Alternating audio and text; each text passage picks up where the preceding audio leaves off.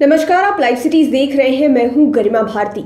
बिहार में अगर किसी भी थाने में आप अंग्रेजी में शिकायत दर्ज करवाते हैं या फिर आप अंग्रेजी में एप्लीकेशन लिख कर देते हैं एफआईआर के लिए, तो थानेदार आपका एप्लीकेशन एक्सेप्ट नहीं करने जा रहे हैं। ये बात हम इसलिए कह रहे हैं क्योंकि आज कुछ ऐसा ही हुआ है। आपको अच्छे से पता है कि इस समय बिहार के प्रशासनिक खेमे में काफ़ी भूचाल मचा हुआ है। सीनियर आईएएस अधिकारी सुधीर कुमार सीधे एसटीएससी थाने पहुंच गए। वहां पर उन्होंने मुख्यमंत्री नीतीश कुमार के अलावे बड़े बड़े अधिकारियों के खिलाफ एफआईआर दर्ज कराने की बात कही। घंटों बैठे, लेकिन उसके बाद भी उनका एफआईआर दर्ज नहीं कराया गया।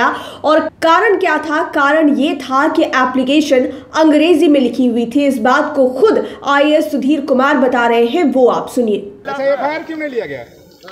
दरोगा जी बताएंगे कि हम बताएंगे? नहीं, आप अंदर बैठे हुए थे, 2 घंटे तक इंतजार में थे। वो उनका कहना है कि हमको समझ में नहीं आ रहा है, अंग्रेजी में लिखा हुआ है। अच्छा, यही कहे। तो हिंदी में आपने नहीं दिया सर? नहीं।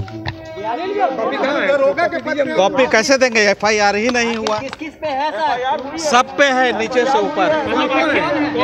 तो आपने आईएएस सुधीर कुमार को सुना। उन्होंने बताया कि 3-4 घंटे थाने में बिठाने के बाद एप्लीकेशन फिर भी रिजेक्ट कर दी गई, ये कहकर कि थानेदार को कुछ भी समझ में नहीं आया क्योंकि पूरी की पूरी एप्लीकेशन अंग्रेजी में थी। तो बिहार पुलिस के जो बड़े अधिकारी हैं उन्हें अंग्रेजी नहीं समझ में आती है, उन्हें ये समझ नहीं आता है कि एप्लीकेशन में क्या लिखा गया है, इसीलिए उन्होंने एफआईआर दर्ज करने से इनकार कर दिया। लेकिन सुधीर कुमार जब पटना के SC/ST थाने पहुंचे हैं, उसके बाद से प्रशासनिक खेमे में काफ़ी हलचल मची हुई है, जिसका असर सियासी गलियारों में भी दिखाई दे रहा है। मुख्यमंत्री नीतीश कुमार का नाम उन्होंने लिया है, मनु महाराज का नाम लिया है, कई सारे बड़े अधिकारियों का नाम आईएएस सुधीर कुमार ने लिया है। और इसके बाद बिहार में पॉलिटिकल गलियारों के साथ साथ प्रशासनिक खेमे में भी काफ़ी हलचल तेज हो सकती है, क्योंकि आईएएस सुधीर कुमार के एफआईआर के बाद बहुत सारी नई बातें खुलकर आ सकती है। आपको याद दिला दें कि सुधीर कुमार 1987 बैच के आईएएस अधिकारी हैं, बीएसएससी के अध्यक्ष भी रहे और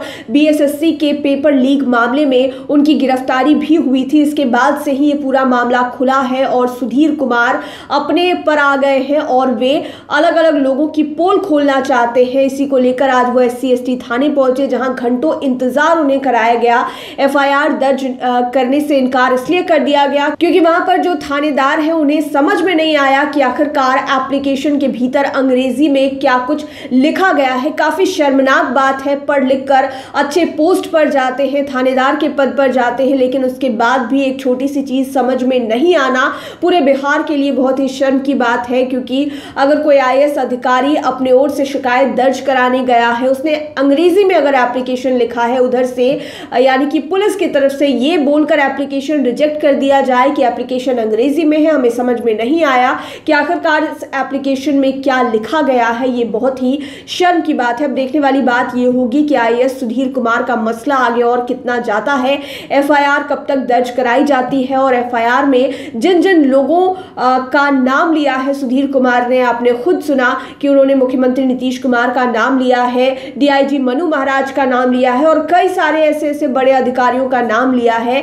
जिन पर एफआईआर दर्ज होने के बाद बहुत ज्यादा भूचाल मच सकता है बिहार के सियासी गलियारों के साथ साथ बिहार के प्रशासनिक खेमे में भी। अब देखने वाली बात यह होगी कि इस मामले में आगे क्या कुछ होता है। लाइव सिटीज के साथ आप बने रहें, हमारे चैनल को सब्सक्राइब करें। ये वीडियो फेसबुक पर देख रहे हैं तो पेज को लाइक करें, साथ ही साथ आप हमें ट्विटर पर भी फॉलो कर सकते हैं।